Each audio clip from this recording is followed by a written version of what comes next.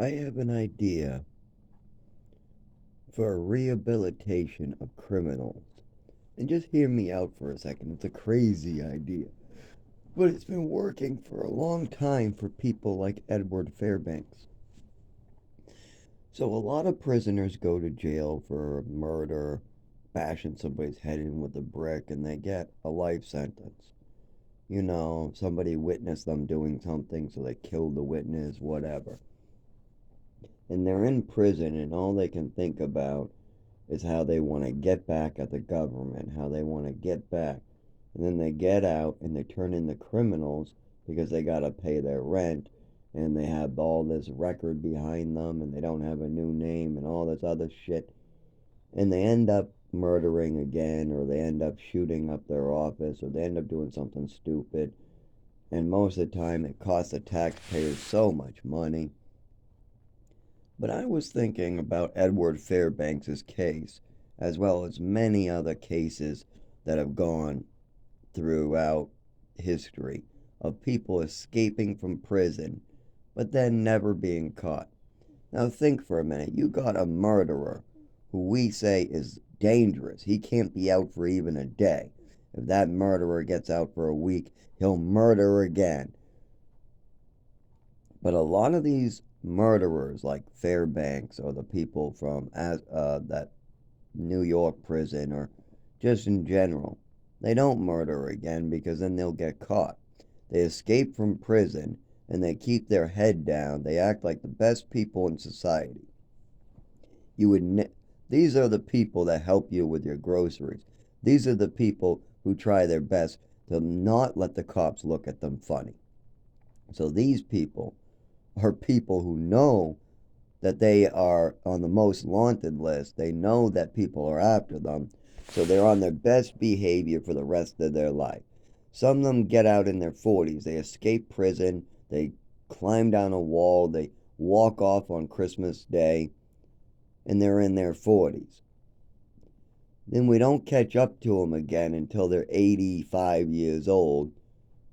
And then we throw them in prison because we say they're dangerous. Now you tell me, if somebody spends 40 years without committing a crime, they're in their 80s now, they haven't hurt anybody, they've had to be on their best behavior so they don't get caught and throw back to prison. One little complaint, and they're back on their way to prison for life. So these people are constantly having to pick up jobs, work hard, keep their mouths shut. They're having to assume names. They're having to, always be the good guy. They're having to go to church. They have to have this good guy image. They have to be like, if the police, hey, did Edward Fairbanks next door, would he ever, did he seem like a criminal that escaped prison to you? Oh, no.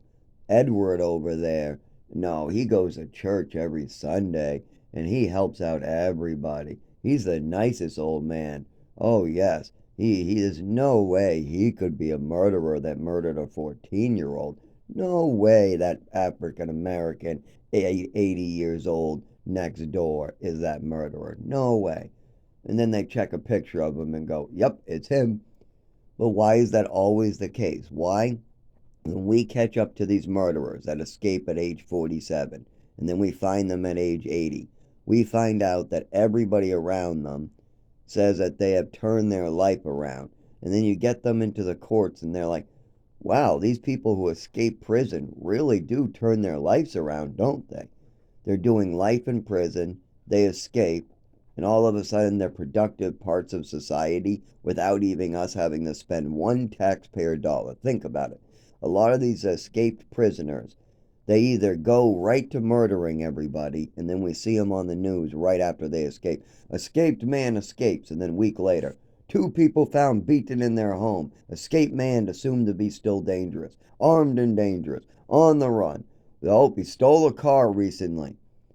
But then you see people like Edward Fairbanks that escape, and then they literally are working in LA, working in Hollywood, living in this apartment, living in that apartment, and neighbors know him, people, friends at work, they all just think he's a decent guy, a regular old dude with no parole, no supervision, and they last 40 years because they're trying to have that good image. Well, if there's two different types of runaways, one that run away from prison and they're instantly dangerous, and then you have the escapees like Edward Fairbanks, where they escape and they're never seen again. And when we hear about him again, where we just heard about it recently in California, he escaped from Ohio and he made it all the way to California, Los Angeles, and he got lots of little jobs in the 70s and 80s. And as far as they know, he's just some old 80-year-old who goes to church every Sunday. That's who he is now. It sounds like to me that he rehabilitated himself, knowing that he would spend the rest of his life in prison if he didn't act the right way in society. If he slipped up, said one wrong word, if he got in one fist fight and the cops were called, life in prison for him. So he always had to be on his best behavior. It sounds like to me that there is a lot of people that could live a productive life if we just stopped screwing with them. Because what did Edward Fairbanks have that other black men don't have? Edward Fairbanks got a new name and a new start. Nobody knew he was Edward Fairbanks, a murderer. But see, if he was released on parole, all his works would know he's a murderer. Wherever he lives would know he's a murderer. He would have that label on him. His society would make everything hard on him. If he tried to get a job bagging groceries, everybody would give him a hard time. Oh, that's the murderer over there that murdered a 14-year-old. I don't want him here. You're fired. What did I do? You're evil and mean. Get out of here. And then they send a report. Oh, yeah, he's a horrible worker. And then that causes more problems. So what did Edward Fairbanks have? He escaped from prison and used an assumed name. So he had a brand new start. He has a new name. He has a new state. He has a new life. And that's the thing. If you're homeless and you're living on the streets and people know you as the homeless man in town, you're going to have to move to a new state where nobody knows you if you want to be a productive person in society. Because if you try to get a job, they're just going to use you. They're going to think of you as the homeless man in town, and they're going to use you for free labor and refuse to pay you, knowing they can get away with it. But if you go to a new town and you get a job where they don't know you as a homeless bum, guess what? Nobody's going to rob you because they'll wonder if you'll come and beat their ass and then have the Better Business Bureau on them. They don't know who you are, so they assume that you might have some swing. So there's a lot of that going on. The other big problem is we got families that try to suck off each other. Like, for instance, my brothers and sisters are willing to let harm come to other people as long as they can get an inheritance. I've seen this time after time where it seems like they're more worried about making my father happy to get an inheritance than ever help my father with his retirement, help his father with managing some things, help my father do some things, help their little brother who is adopted get healthy, stop the second wife from hurting children. All these type of things don't matter because they would have to speak up against the father. But then you also got my father with a lot of these type of attitudes as well. Like, I'll sacrifice my son's stuff so I can have more. My son doesn't need clothing. No, no, no. I'll bring him shopping when I feel like, because I'm in control of this money. I'll decide how much money goes to my pocket and my house and how much money goes to food and clothing. I'll decide. And see, that's the stupid part. My father will go, well, I bought food. Oh, I was allowed to eat your food Monday through Friday? Well, of course you were. Oh, I was told no, I'm not. What do you mean you were told? I never told you you couldn't eat my food.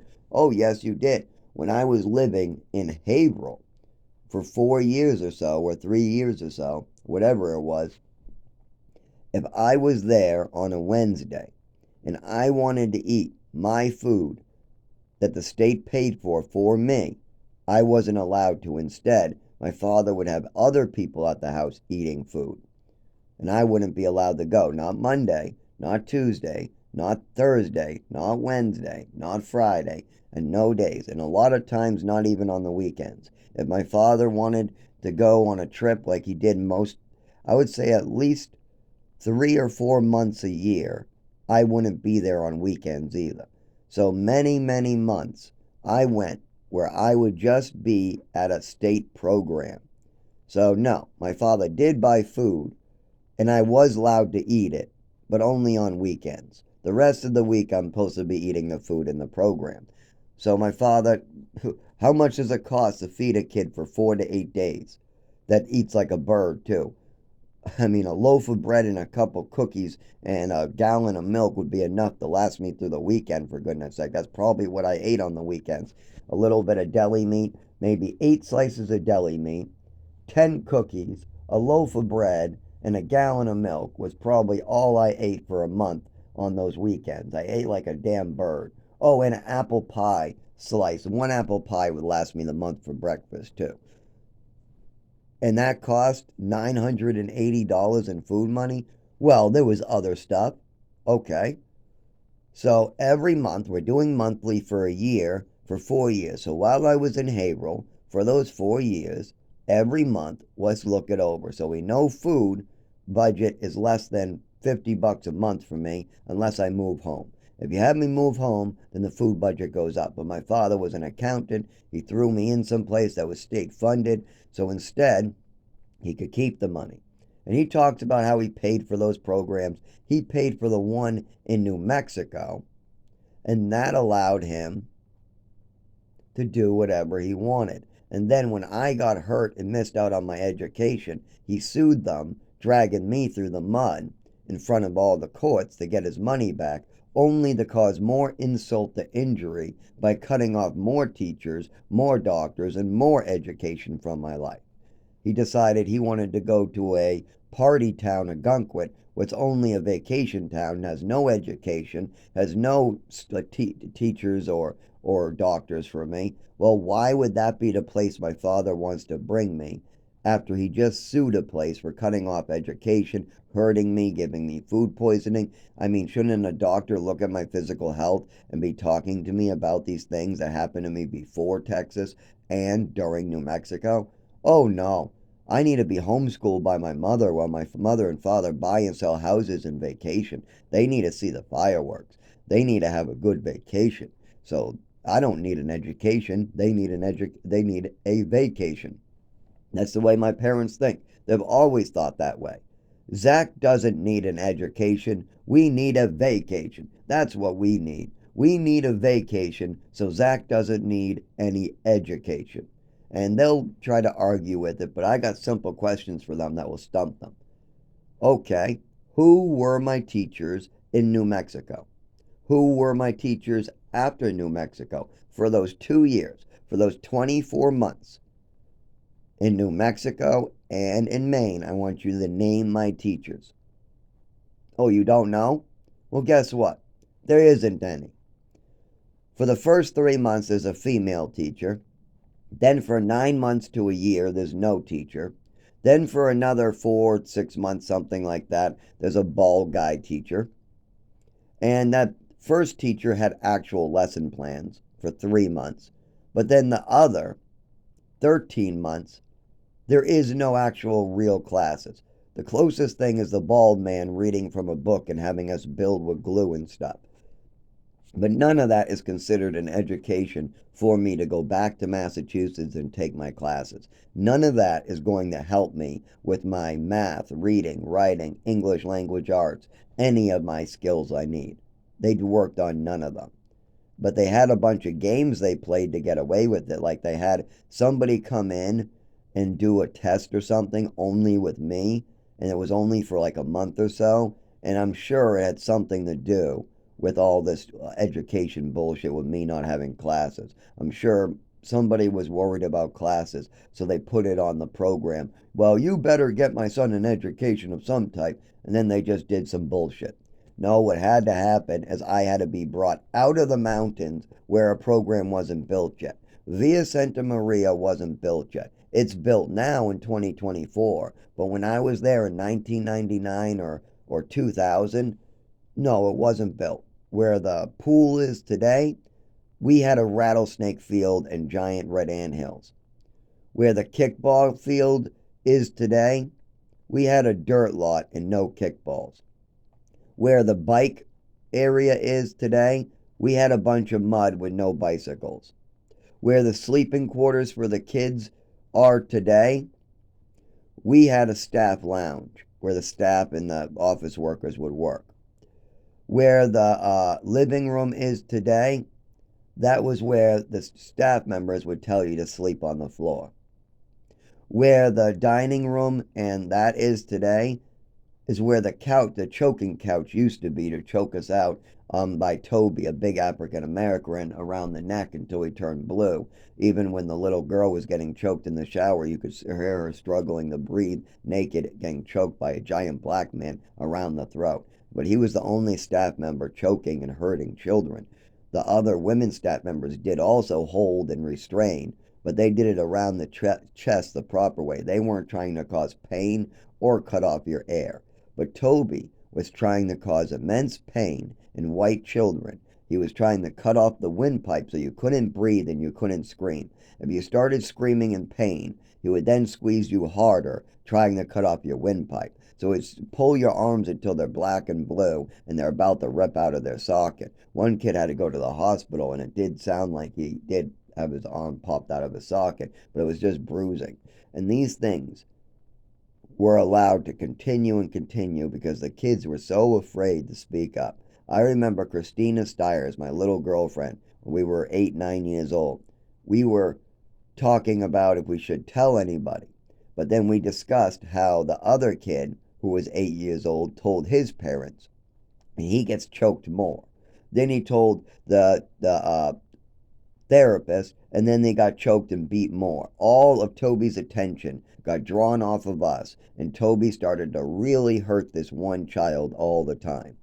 Then on the third complaint, about 6 months later, eventually Toby made fun of the child. Oh, I'm not allowed to touch this child anymore. Ooh, I better be afraid of this child. Oh, I'm scared of him, all right. And then he just smiled and says, let me catch you by yourself and we'll see what happens then, making threats to a little 8-year-old. This was Toby, an African American, big, bulky. This is the one my father brought to court. Now, I bet when he walked in the court, the whole courtroom went, oh no. Well, there's a reason why he wasn't allowed on the day shift. He's also stealing the kids' candy, literally. On Christmas, we got a bunch of stuff, Christmas gifts, candy for Christmas. All the kids got some stuff sent. But we didn't get any of it. Why? Because the night staff ate it all because they were bored in the middle of the night. Then when we complained to our parents, nothing happened about it. You know why? Because it's all a bunch of bullshit. You're believing car salesmen. Your kid's crying that he's getting choked out by a big black man, and you're going, picking up the phone. Hey, are you choking my son? No, you're not. Oh, it's just a story? Okay, continue choking him out then. Your son is crying to you that somebody is choking him. A big black man. If your daughter goes over and says a big black man is sticking his dick up his ass, don't you think you shouldn't leave him there with no supervision? Hey, my babysitter, you know that big black man you hired as a babysitter? Yeah, he threw me on the ground and stuck a big black dick up my ass. Yeah, I would really like you not to hire that man again. Can't we do anybody else? Can't we find anybody who's not going to rape me up the ass? And then you tell your daughter, oh, no, we called Toby and he said he's not raping you, so it's okay. You called them and they said they're not raping you. So now you're going to hire him to rape you some more. That's how my parents are. If there was, now we know a big black man was choking me on the throat, causing bruises on my arm, throwing me around like a rag doll, gave me food poisoning, was doing awful things. But we're going to use an analogy. Let's say Toby was a babysitter and I was living in Chelmsford and you had a daughter. And this big black man was babysitting time after time for a year. And then your son or daughter comes up and says, Toby threw me to the ground and put a dick in between my cheeks and raped me. And he told me not to say anything or he would come back and do it much worse. And then you go, I'll take care of this. And you pick up the phone. Hey, Toby, Did you put your dick up my son's ass? I'm calling the police. Oh, no, it's just a story. It's just a story. No, you can pay me whenever you want. It's fine. I'll still babysit. I know your son's a story, your daughter's a storyteller, but it's okay. I'm happy to still. Well, I'm glad I didn't lose a babysitter over my son's story. Can you do next week? Sure, I'll do next week. Then Toby comes next week. You give Toby money. You leave, and then the kids, your daughter, your son, you're scared. Oh my God! And Toby grabs, get over here, you little snitch. Okay, get on the fucking ground. Let me get this belt off. Yeah, you're gonna get it hard up the ass. I'm gonna make you bleed this time. And then you get fucked up the ass until you bleed. You start getting raped. You're on the ground bleeding. Then Toby, your parents come home and pay Toby for it. And then you're crying how Toby raped you. And then your kids say, and then your parents go, stop with the fucking stories. Well, Toby didn't rape you. Oh yeah, what's this blood in my underwear? That's ketchup. That's what that is. Get the fuck out of here, kid. I don't believe you.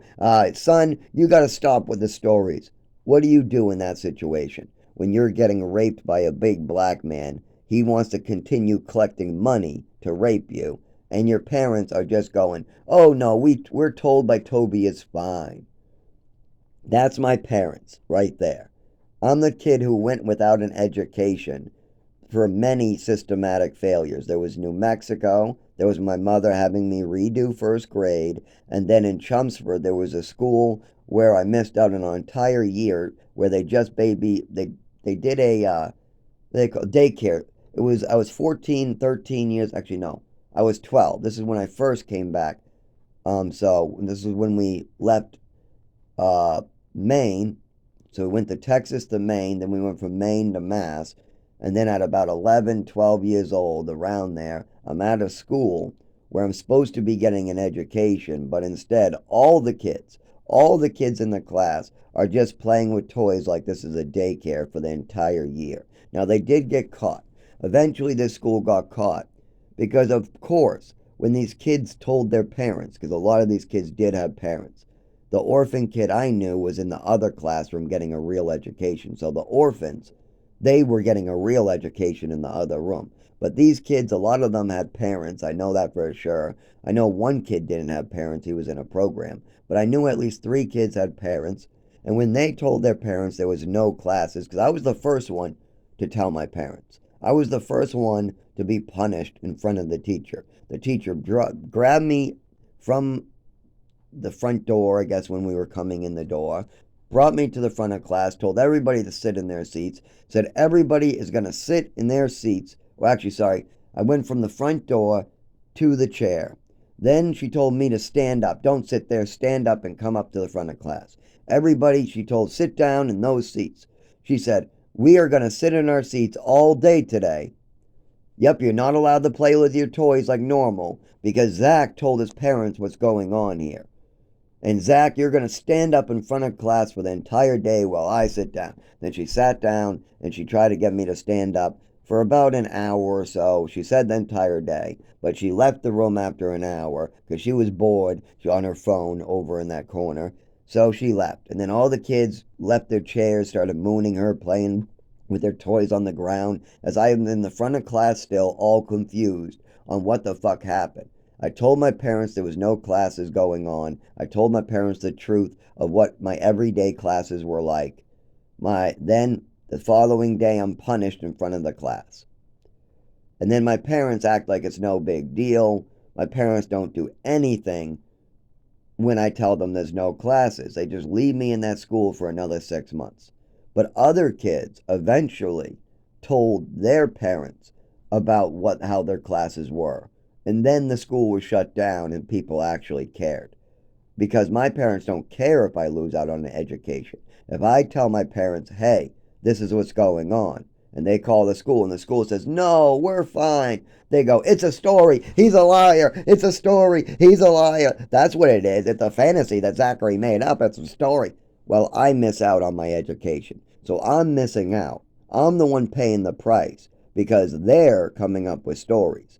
If I'm playing with toys all day, that's all I'm doing is playing with toys all day. And honestly, I didn't even want to speak up because the other kids were going to get mad at me. And so was the teacher. If I speak up to my mother and father and they backhand me or treat me like shit again, then I'm just going to be in trouble. And that's exactly what happened once again. I told my parents what my classes were like, and then I was punished at school, and all the kids hated me because I told the truth about how my classes. But eventually, the other kids told the truth too, so they shut down that school. They shut down that daycare area, and the people who informed us were the people who lived at that program slash school. It was a really small one, really shitty. It was nothing like St. Anne's. St. Anne's could never do that. St. Anne's has way too many kids to pull that off. But this was a small little place. It was a little brick building, not Brickhelm. No, that was high school. We're talking about age 11, 12.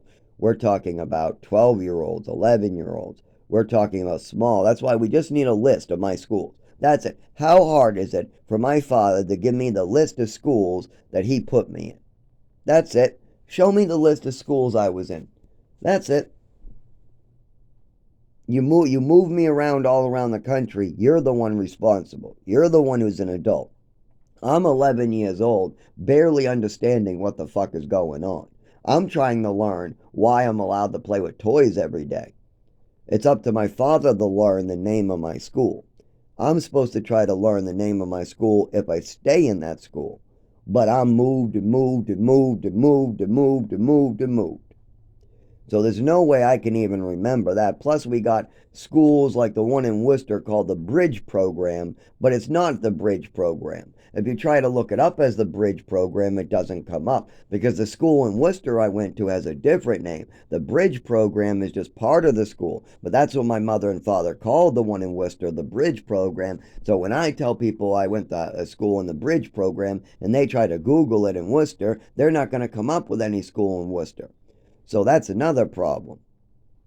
But if you just gave me a list of my schools, I could point out the one that got in trouble for not giving me an education. And it would be around the age of 11 to 13. Around there, so all I got to do is point, oh, yep, it's that one. You could also Google the school on the phone, and I could look at it and say, that's the one right there that got in trouble. That's the one.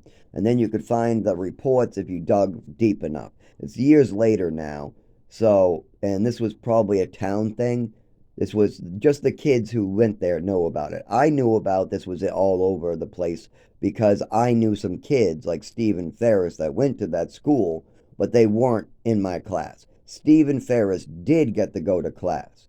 Meanwhile, I was in the other room that was just like a daycare because there was two rooms. One, the kids actually got a class. I used to try to sneak in so I could learn math and science, and I would get in trouble for it. I used to sneak from my room over to their room and stay in the back trying to learn math and stuff. And then they would say, go back, you have to go back, and he would have talks with, you need to stop this daycare stuff. You need to start doing some classes.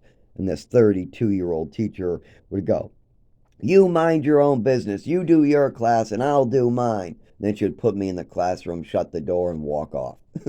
Fucking place. Yeah, it was just a room. They used to rent out a room. And I bet that's how they really told my parents is, oh no, we're doing classes in that room. We're great over here. And my parents just ate up all that shit while I get hurt. I keep on telling them the truth for my entire life. This is going on with this person. This is going on with this person. Hey, I just had my first beer from my brother. Hey, I just held a match to a slug. Hey, my teachers aren't doing classes. Hey, this big black man is choking me out and I got food poisoning and it's not fun in there. That place was awful. And if I told you earlier, you guys would have got me hurt. Just like Bobby over there got hurt when he told his parents. He told his parents and they choked him more. Then he told his parents again. Then they choked him more. Then he told his parents again. Then they choked him more and stopped because they cut off all the ability. Apparently, they were going to sue the black guy or something. But they still left this kid in the program after going through all that.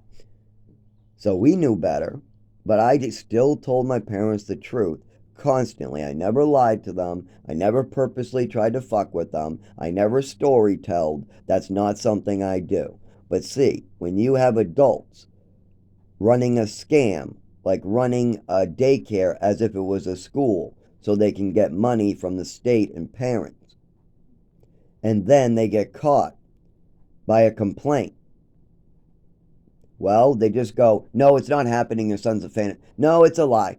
And then they get to make more money still. And then another kid tells his parents and they call. And then they say, no, your son's a liar.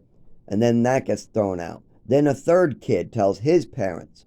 And then those parents call. And then the school says, your son's a liar. And then those parents go, no, he's not. My son did not going to tell me he's playing with toys on purpose. This is not something a kid makes up. No kid comes home saying that he's not getting classes. Kids complain about their classes. Kids come home going, these classes are too hard. These classes are unfair. My teacher punished me with more school homework. No, no, no, that's what kids do. I've never heard of any kid coming home and saying he's not getting classes and wanting to say that. That is not a thing. That's what a real parent does. They know that if their son comes home saying that there are no classes for the entire year, that it has to be the truth, because nobody does that. But see, my mother and father just keep on adding lies. My parents, my mother can't stop lying, and my father can't stop lying, and they can't stop hurting me on other people's word. They just can't stop themselves. They can't help themselves. Still today, when I tell them that I need help, and that I am having epileptic seizures from something they did to me, and I have a doctor working on it, and I got a home, and I got a job, and I got a worker named Beth working on it, and all they have to do is call me, talk to me about this, and we can move this forward and make it go away. What did they do? They call Beth. Beth asks if any of this is real. They say it's all a fake. He's all a liar. And then they cut off my emergency bracelet that calls seizures. Whenever I have a seizure, I can't dial a phone or stand up to get an ambulance, so I'm left there for a day to freeze to death a lot of the time. So I got myself an emergency bracelet that calls 911 if I have a seizure. My father told the Department of Health and Human Services that it's all made up, it's all some fantasy.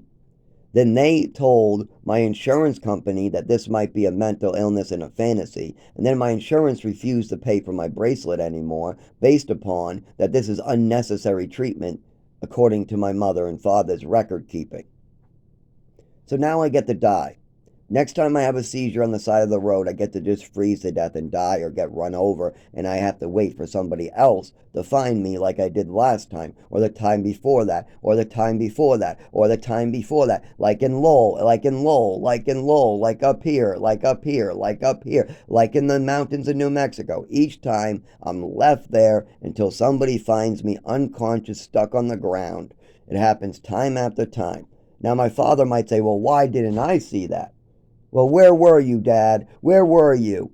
Where were you in New Mexico? Why didn't you see it? Because you only spent 1 hour every month, and during that hour, you barely fucking did anything helpful. When I told you something was wrong, you would just make a phone call, and then you would say, oh well, my son must just be a liar. Hey, the people who are taking my money say my son is a liar, so it must be true. Because I'm giving these people 40 grand and my son says he's getting choked out by a big black man in there. So, hey. Or my son came home telling me that he's only in a daycare and it's not actually a school. That they're just taking the money and they're putting him and the other kids in a room to play all day, but there are absolutely no classes in this school. Again, nothing is done about it until the third kid tells his parents, the one with good parents. See, that's the difference. You could line all these kids up, you could have them all tell their parents. But if they have bad parents, nothing is going to be done. Because a bad parent calls the school, hears that, oh no, your son's just lying, and then buys the bullshit. Buys the bullshit. No son is going into their parents telling them how they're in daycare when they're supposed to be in class. No, that's not something. Kids complain, oh, there's too much homework. The kids the teachers are abusing me with homework. The teachers punish me when I did something not wrong. There are too many classes. This is too hard. I'm getting the teacher's treating me worse than the other kids. These are complaints that your kid might come home with that don't make sense or that might not be accurate. But a kid coming home saying, hey, I played wiffle bat today. I played with my action figures yesterday. I played Yu-Gi-Oh cards all this week. I played Yu-Gi-Oh cards the week before. When do the classes start? If your kid's talking like that about his school, and then you still leave him in that school, and you're still calling your son a liar and a fantasy spinner, you're going to get your son killed. You are. You're killing your son with your stuff. Yes, whoever you are, if you're a mother and father calling your son a liar and a fantasy spinner when he's bringing forward real facts, like my mother hit me with a ruler. No, he's a liar. My mother's giving me too much medicine. She's slipping me pills. He's a liar. There's something going on Halloween. It's like the Halloween curse. It's a fantasy. I'm not going to school. I'm not getting classes in school. I really need a real school. No, he's lying. This big black man is choking me out. Can you please stop letting him do that? No, that New Mexico place is great. We moved to Texas and I don't have the same doctor anymore. No, we didn't need a doctor in the first place. I can't move my body properly. I'm 7 years old and I'm bumping into stuff. No, he's just suicidal. That's what that is. That's my parents and how they responded to each one of those issues. If somebody was raping me in the bum, a babysitter with a big black dick, and I told my parents about it, and then that big black man said that I'm just a liar, my parents would hire him right for next week to rape me again. Absolutely. Zach, just shut up. He's not raping you. Just shut up. That's how my mother and father was. I could have pictures and show them pictures of it. And even then, they would be like, oh, we don't got time to look at that shit. Stop with the fantasies. He already told us you're lying. We don't need some bullshit pictures. No, you're lying. And they would try to ignore all the evidence in front of them because it's much easier just to believe the car salesman instead of the kid. What do I gain by it? Tell me, what do I gain by coming home and telling my parents, oh, I gain my classmates giving me shit. I'm gonna have more classes. They're gonna force me to learn even more. I'm gaining nothing a child wants. Tell me one 12-year-old that wants to have a lot instant classes, that wants to go from having light nothings to a pile of shit right away to make up for the losses. How many kids you know that want to be yelled at by their classmates because they don't get to play with toys anymore? Yes, all my classmates would yell at me when we have classes again, because remember, never did this room have classes. I had classes before that in Texas, but then when we moved and we had all this stuff going on, there were no classes for any of the kids in that one room. Not the entire school. Chris Ferris got to go to classes. Chris Ferris, he did. But he was also in that school. So there was only one teacher, one room. And the way this school worked is they put all the kids in a room, and that was your room. That was your teacher for the entire day. That was your room for the entire day. But our teacher would leave the room and leave us in there to play all day. She did not really want to deal with a bunch of rowdy kids. So she would just check up every like 2 hours or so and then bring us playing wiffle bat or stuff like that. But there were no math, no English, no history. None of that ever happened for that entire year. Now, what does my father have to say about that? That I told him I wasn't getting classes, and he still let me stay in that school. He would say, well, you're just a liar, that's why. That's all he ever has. That's all he ever has is calling me a shithead. When my father does something wrong, I'm the shithead somehow. When he puts me in a school that has no education, and then I tell him that there's no education, then he calls the school and they feed him a bunch of bullshit and he eats it all up. And then I'm punished the next day by the teacher in front of class, and all the other kids hate me. Somehow that's also my fault. I should be victimized. I should be beat. I should be put in the prison. I should live the rest of my life in the woods, unable to make a dollar because my father made these mistakes. Somehow he's just a drug addict. Yeah, what drugs do I do, Dad? Heroin and alcohol. That's slander. I don't drink, and I don't do any opiates. But I do know that you like to take your benzos at the same time as drinking. I also knew that you drink and drive on multiple occasions, and your son drinks and drives. And you think that this is acceptable behavior. So if you want to bash me for getting sober and drinking 6 years ago, or having opiates 8 years ago and having doctors give me relapses here and there, if that's what, oh my God, he needs surgery on the side of the road, he's bleeding and living in the woods, and he doesn't want to be in pain, so he took a Percocet. Well, guess what? I don't want to be doing that. I want to go to work. I want to go to the doctor, but you're keeping the doctors from helping me. My father's doing that. So what am I supposed to do when I'm in the woods dying, Dad? When people start just robbing me blind because I'm on the ground? What do I do then, Dad, huh? What do I do when I'm living in the woods that my job tells me I'm not allowed to go to work until a doctor does something? The doctors tell me they need more from my father about what I'm talking about here, not about some bullshit that you keep on trying to go back to not get blamed. No, we have all the details right on YouTube, right here, to clearly understand what's wrong with me. When we listen to the patient, Zach, and we use the real information that the patient went through, things make sense.